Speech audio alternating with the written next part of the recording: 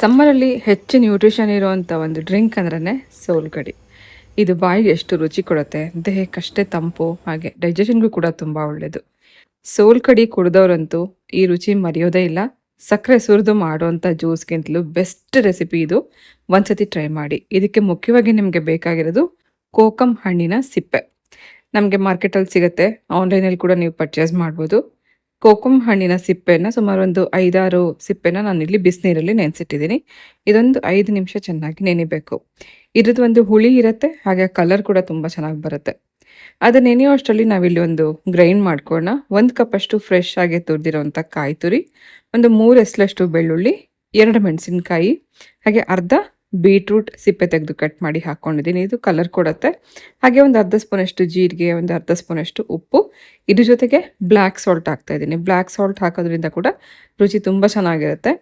ನಂತರ ರುಚಿ ಸ್ವಲ್ಪ ಬ್ಯಾಲೆನ್ಸ್ ಮಾಡೋದಕ್ಕೋಸ್ಕರ ನಾನಿಲ್ಲಿ ಒಂಚೂರು ಬೆಲ್ಲದ ಪುಡಿ ಉಪಯೋಗಿಸ್ಕೊಂಡಿದ್ದೀನಿ. ಬೆಲ್ಲ ಅಥವಾ ಸಕ್ಕರೆ ಸ್ವಲ್ಪ ಸ್ವಲ್ಪ ಹಾಕೋದ್ರಿಂದ ಒಂದು ಲೈಟಾಗಿ ಸ್ವೀಟ್ನೆಸ್ ಇರುತ್ತೆ. ಈ ಎಲ್ಲ ಮಿಶ್ರಣನ ಸ್ವಲ್ಪ ನೀರು ಹಾಕಿ ನುಣ್ಣಗೆ ರುಬ್ಬಿ ಇಟ್ಕೋಬೇಕು. ನಂತರ 5 ನಿಮಿಷದಲ್ಲಿ ಈ ಕೋಕಮ್ ಹಣ್ಣು ಕೂಡ ಚೆನ್ನಾಗಿ ರಸ ಬಿಟ್ಟಿದೆ. ಚೆನ್ನಾಗಿ ಒಂದ್ಸತಿ ಬಿಸಿನೀರಲ್ಲಿ ಅದನ್ನೆಲ್ಲ ಹಿಂಡಿ ತೆಕ್ಕೊಂಡ ನಂತರ ರಸನ ಸಪ್ರೇಟ್ ಮಾಡಿಕೊಂಡು ಸಿಪ್ಪೆ ತೆಗೆದ್ಬಿಡೋಣ.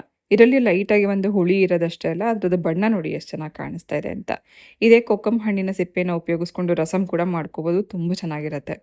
ಸೊ ಇದನ್ನು ಶೋಧಿಸಿ ಇಟ್ಕೊಂಡ ನಂತರ ಅದೇ ಜರಡಿನಲ್ಲೇನೆ ರುಬ್ಬಿಟ್ಕೊಂಡಿರುವಂಥ ಮಿಶ್ರಣ ಕೂಡ ಒಂದ್ಸತಿ ಶೋಧಿಸ್ಕೋಬೇಕು. ಕಾಯಿ ಹಾಕಿರೋದ್ರಿಂದ ಒಂದ್ಸತಿ ಇದನ್ನು ರುಬ್ಕೊಂಡು ಮತ್ತೆ ಇನ್ನೂ ಸ್ವಲ್ಪ ನೀರು ಹಾಕ್ಕೊಂಡು ರುಬ್ಕೊಂಡು ಮತ್ತೆ ಇನ್ನೊಂದ್ಸತಿ ಸೆಕೆಂಡ್ ರೌಂಡ್ ಕೂಡ ಶೋಧಿಸಿ ಸಪ್ರೇಟ್ ಮಾಡಿ ಇಟ್ಕೋತಾ ಇದ್ದೀನಿ. ಲಾಸ್ಟಲ್ಲಿ ಇದಕ್ಕೆ ಐಸ್ ಕ್ಯೂಬ್ ಹಾಗೆ ಸಣ್ಣ ಕಟ್ ಮಾಡಿರೋಂಥ ಸ್ವಲ್ಪ ಕೊತ್ತಂಬರಿ ಸೊಪ್ಪು ಹಾಕಿ ಮಿಕ್ಸ್ ಮಾಡಿಕೊಂಡ್ರೆ ಸೋಲ್ಕಡಿ ರೆಡಿ ಆಯಿತು.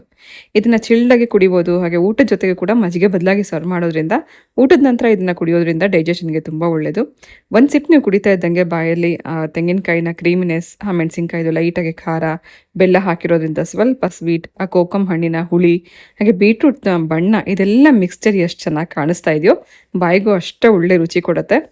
ಸೊ ಈ ಸೋಲ್ಕಡಿನ ಈ ಸಮ್ಮರಲ್ಲಿ ಒಂದ್ಸತಿ ನೀವು ಟ್ರೈ ಮಾಡಿ, ನೆಕ್ಸ್ಟ್ ಸಮ್ಮರ್ವರೆಗೂ ಈ ರುಚಿ ನೀವು ಮರೆಯೋದೇ ಇಲ್ಲ.